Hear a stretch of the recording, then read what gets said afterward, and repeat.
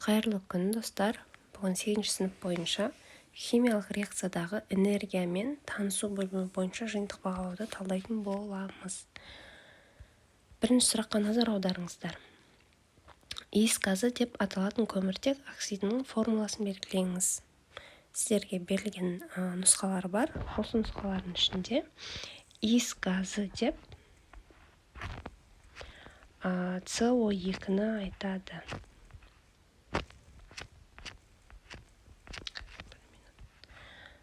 CO газын айтады. Еківаленттілік көміртек.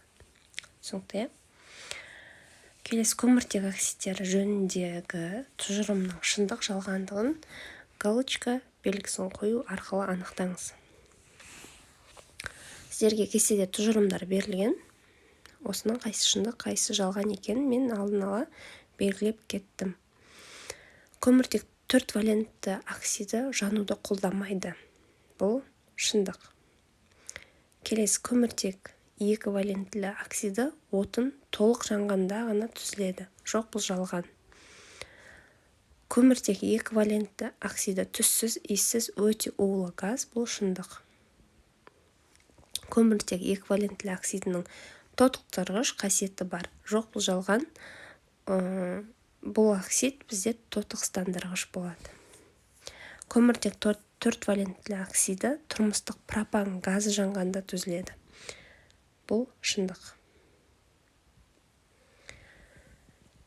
Келесі сұрақ. Атмосфераның құрамы мен жағдайы ғарыш пен жер арасындағы сәуле, жылу алмасу процесіне әсер етеді. Күннен жерге немесе жерден ғарышқа қуат берілу процесі биосферадағы температураны белгілі бір деңгейде сақтайды.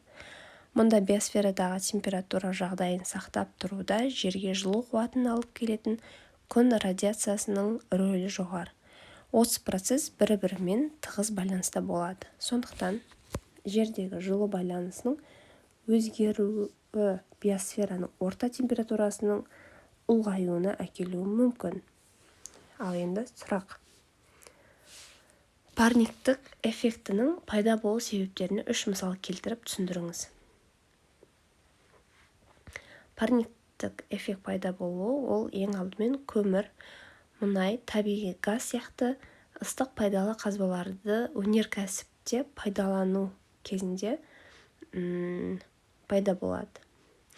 Екіншісі, көлік пайдаланылған газдарды шығаратын жеңіл және жүк көліктерінің саны көп, парниктерге әсер үлкен ықпал етеді. Келесі, ормандарды кесу, өйткені ағаштар, білесіздер, көмірқышқыл газын сіңіретін белгілі, және әрбір жойылған ағашпен бірге осы көмірқышқыл газының мөлшері тек қана өсіп жатады. Сондықтан да парниктік эффектілер пайда болуы әбден мүмкін. Осы 3 мысал ретінде жазып кетсеңіздер болады. Парниктік эффектінің салдарын азайтудың 2 жолын ұсыныңыз. Ең алғашқы орманды кесуді тоқтатуымыз керек. Жаңа жоғарыда айтылып өткендей, ағаштардың саны азайтып емес, керісінше ағаштардың санын көбейткеніміз абзал. Ал екінші, бензинмен жүретін көліктерден бас тарту, электромобильдерге немесе тіпті велосипедтерге біртіндеп көшкеніміз абзал болады. Әрине, бұл біз мемлекетте кішкене қиындық тудыруы мүмкін, бірақ осыған біз жол тартып тырысатын болсақ, дәл жаңағы парниктік эффектінің салдарын азайтуға өз үлесімізді қосатын боламыз. Келесі, экзотермиялық, эндотермиялық жылу эффектісі термохимиялық теңдеу терминдерін сипаттайтын тұжырымдармен сәйкестендіріңіз. Кестеде берілген термин мен тұжырымдарды қайсысына сай екенін айтатын боламыз. Ең бірінші, экзотермиялық. Экзотермиялыққа бізге Д жауабы тұжырымы сай келеді. Жылу бөле жүретін реакция. Эндотермиялық деп біз жылу сіңіре жүретін реакцияны айтамыз. жылу эффектісі деп біз химиялық реакцияның жылу эффектісі көрсетілген теңдеуді айтамыз. Термохимиялық теңдеу деп химиялық реакция кезінде бөлінетін немесе сіңірілетін жылу мөлшерін айтамыз. Астында мен белгілеп кеттім. 1, 2, 3, 4 деп қайсысы сай келіп тұрғанын жазып өттік. Сіздер стрелкамен көрсетсеңіздер де болады, мен секілді жазып кетсеңіздер де болады. Келесі сұрақ. Фосфор оттекпен жарық шығара отырып қарқынды жанады. Фосфор жанғанда ақ түтін будақтап, оның оксиді түзіледі. Фосфор жанғанда реакциясының жылу эффектісі 3010 килоджоульға тең болады. Осы реакцияның термохимиялық теңдеуін жазып көрсетіңіз. Астына жазып кеттім. Фосфор қосылған оттек O2